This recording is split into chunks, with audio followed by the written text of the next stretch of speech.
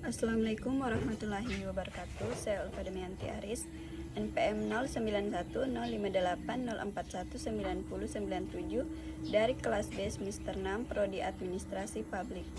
Baik, di sini saya akan menjelaskan materi kuliah dari mata kuliah Teori-Teori Administrasi, dosen pengampu Bapak Aji Irwan, SIP, MAP. Dengan pembahasan yang pertama kerangka teori, yang kedua bentuk teori, yang ketiga fungsi teori, dan yang keempat yaitu proses terjadinya teori. Kerangka teori adalah suatu gambaran atau rencana yang isinya mengenai penjelasan dari semua hal yang dijadikan bahan penelitian berlandaskan hasil penelitian yang dilakukan. Kerangka teori biasanya berisi mengenai relasi antara sebuah variabel dengan variabel yang lain, biasanya ada sebab akibat dari kedua atau lebih dari dua variabel. Kerangka teori juga dapat diartikan sebagai bentuk kesimpulan mentah dari masalah yang topiknya sudah ditentukan terlebih dahulu, kemudian menjadi pedoman atau patokan penulis dalam menyusun karya ilmiah agar ketika menyusun karya ilmiah, penulis tidak sia. Bentuk-bentuk teori. Dalam proposal penelitian, peneliti menegaskan teorinya dalam beberapa bentuk, seperti hipotesis, pernyataan logika yaitu jika atau maka, atau bentuk visual. Pertama, peneliti menegaskan teori dalam bentuk hipotesis-hipotesis yang saling berhubungan.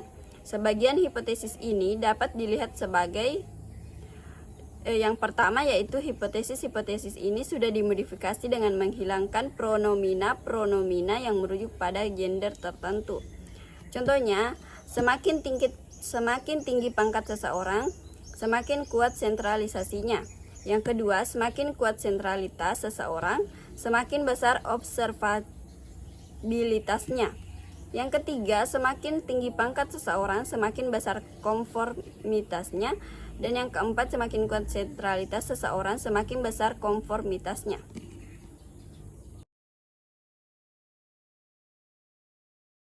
Fungsi teori. Fungsi utama kerangka teori menetapkan suatu ketentuan.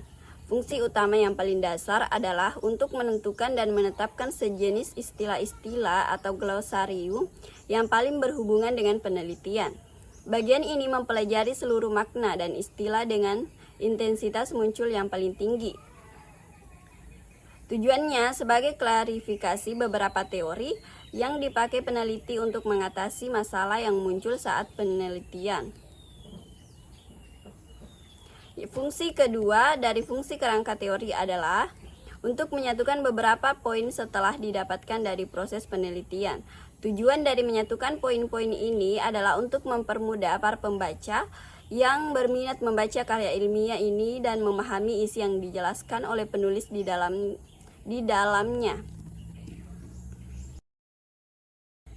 Proses terjadinya teori. Proses pembentukan suatu teori atau bagaimana proses berteori berlangsung melalui beberapa langkah, yaitu yang pertama, pendefinisian istilah.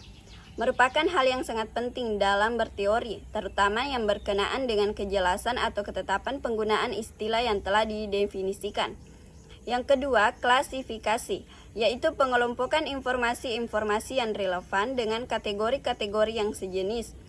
Klasifikasi juga merupakan pengelompokan fakta dan generalisasi ke dalam kelompok-kelompok yang homogen, tetapi tidak menjelaskan interrelasi antara kelompok atau interaksi antara suatu fakta dengan generalisasi dalam suatu kelompok. Yang ketiga, mengadakan induksi dan deduksi. Induksi dan deduksi merupakan dua proses penting di dalam mengembangkan pernyataan-pernyataan teoritis. Setelah pendefinisian dan pengklasifikasian, induksi merupakan proses penarikan kesimpulan yang lebih bersifat umum dari fakta-fakta atau hal-hal yang bersifat khusus.